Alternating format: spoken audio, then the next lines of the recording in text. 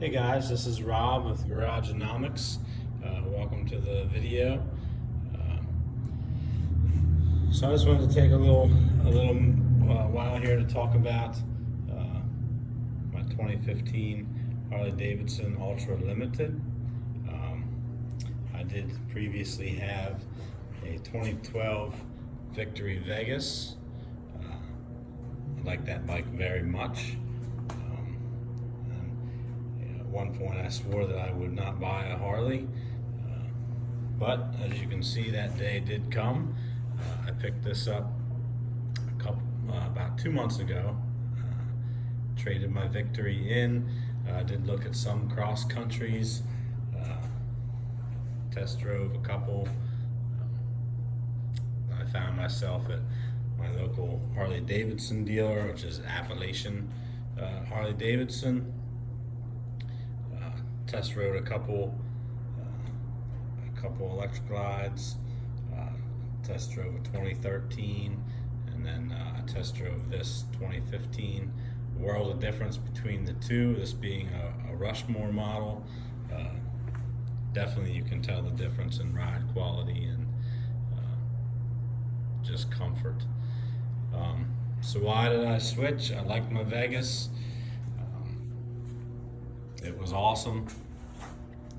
I had lots of power, rode nice, but honestly, times was coming for me where I just needed more luggage space. I did have bags on mine. I had a small tour bag on my rack.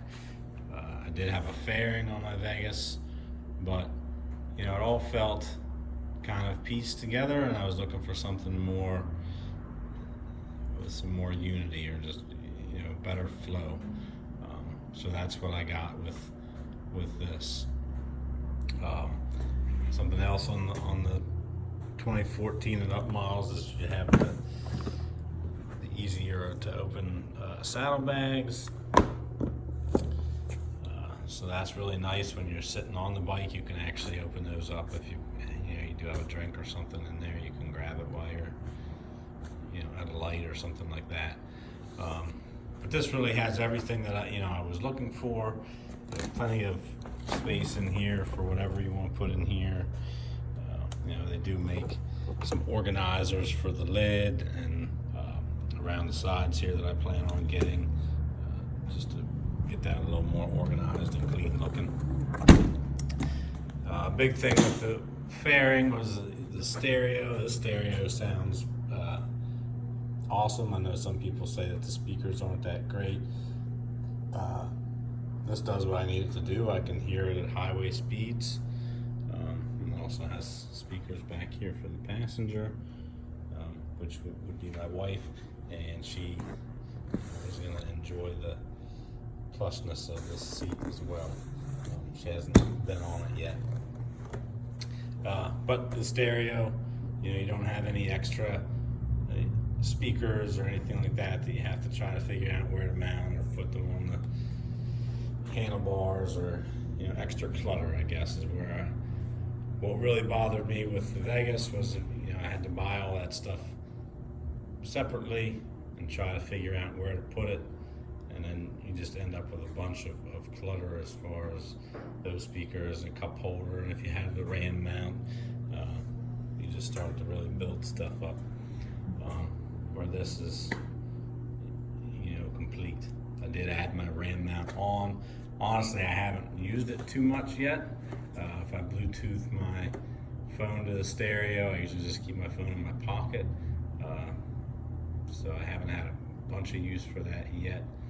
Navigation, I may still use Google Maps on my phone for navigation.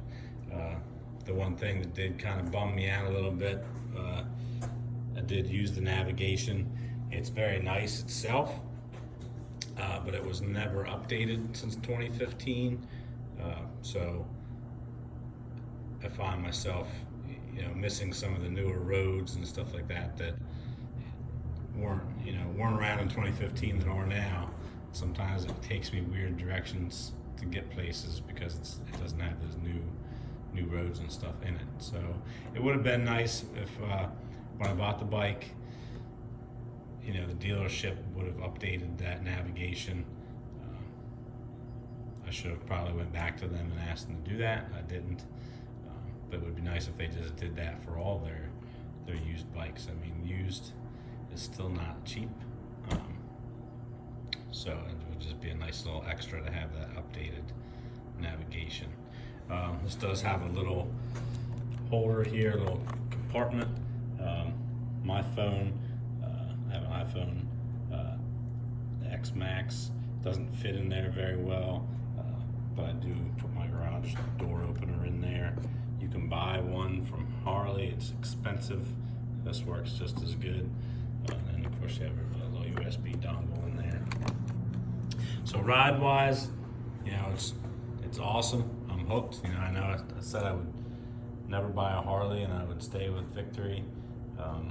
You know, unfortunately in 2017 they closed down, so they made that a little harder for me to keep that commitment.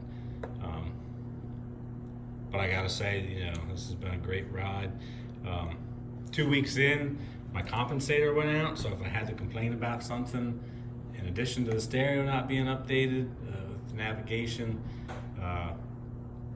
you know, I really hope that the compensator going out, dealership did replace it for free, so it's not like I had to pay for anything. It was just more or less a loss of a day for a common problem. As I researched, compensators in here made a lot of rattling noise, and so it did get replaced for free. I just hope it's not a sign of things to come. You know, everybody jokes about Harley's breaking down a lot. I think those days are gone, and I'm hoping that they are. I'm hoping that that was just, you know, something that was unforeseen. It's fixed, and we can continue on with putting some miles on this without worrying about anything else breaking. Power-wise, you know, it's got plenty of power. It's not as much as my Vegas, I don't think. I feel like my Vegas had a lot more get up and go, and just, you know, it was a lighter bike, more geared towards that. You know, I don't need to be going crazy fast down the highway or anything. This has plenty of power to pass and get moving. It doesn't lack for power. It just doesn't have as much, I feel, as my Vegas did. You know, appearance-wise, I like black. My Vegas was blue and white, like a pearl white. It's awesome colors. I love that too. But you know, when I bought my fairing for the front of that one, obviously it was black. It came from Memphis Shades, so you know, you had to. I never got it painted, but that would, you know, obviously be the option there. I feel like you buy a black bike and you buy add-ons, you buy accessories. Usually they're black and you don't have to worry about it too much. So that was kind of the reason I went with more of a basic color. But I do like black. It has this nice gray pinstripe that follows it through.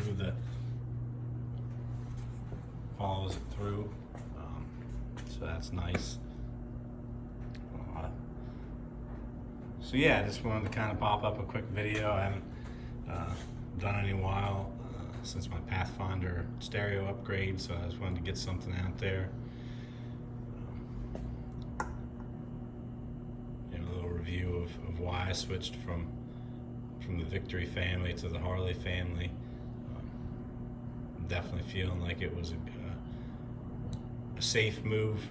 You know, I like my Victory. I didn't feel like going with Indians, only because I don't like the older front fairings on the Indians. I do like the ones that came out this year, but of course you're looking at buying a new bike with a new bike price, and that wasn't in my budget, so I didn't really want to go that direction. Cross countries, I could have went that direction. Found a couple that I liked, things didn't work out. And you know, you always have that worry of parts being available. You know, they say they're going to be available for the next, 10 years or whatever, but you never know. You already see parts being more expensive, on websites and harder to find. So, I plan on having when I had my Vegas, I planned on having whatever bike I had next for a long time and putting lots of miles on it. So to me, it was the deterrent to go with the cross country, just because I didn't want to have to worry, you know, years down the road if I was going to be able to get parts or not. I don't foresee that problem happening with this. So ride's great, ride's smooth, plenty of room for anything that I need to take with me. I mean, that was the idea, is to get more of a touring bike, be able to pack some stuff in there and go for longer trips. You know, front fairing, everything just integrated, everything just works. Of course, you have this has the limited, it has the heated grips, which are awesome. I've used them a couple times already. You know, they work great. It's definitely a nice thing to have. Has cruise control. Also, I've used that a couple times now, and that's, you know, that's something that's really nice. Highway cruising. So just a lot of creature comforts that the Vegas obviously didn't have.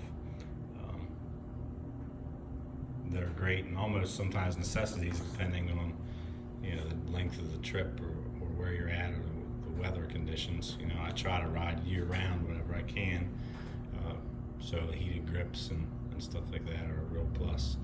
It does have the lower fairings, which again are great for if you're riding in the rain or anything like that. You know, it keeps the weather off of you. It does have the vents that open up here to let air in for nicer days, help cool the motor down. It also has the cooled head, so it has little radiators in here. You can kind of see the fan there, so that cools the heads down. So yeah, just a lot of creature comforts that on those longer rides and trips, you know, you really don't know that you miss until you have them, and then it's good to have. Seat's super comfortable. I know on my Vegas, I had the stock seat. You know, 100 miles in, I was ready to get off and take a break. You know, this, I feel like I could just jump on and go until the tank's empty, which is another thing. It's got a bigger tank. It's got a fuel gauge, which the Vegas didn't have. So, you know, for me, the fuel gauge is awesome. I don't have to track mileage or anything like that. It just simplifies that part of it too. So yeah, I mean, this is what I got. I'm enjoying it. Plenty of lights back here, you know, on the safety side of things. So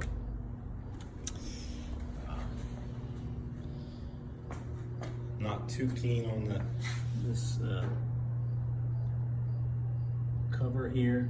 I mean, it's nice and all. I don't really care for the gold part of it, so I may change that out. And yeah, I might maybe make some more videos on some of the stuff that I change out, or some of the things that I do here.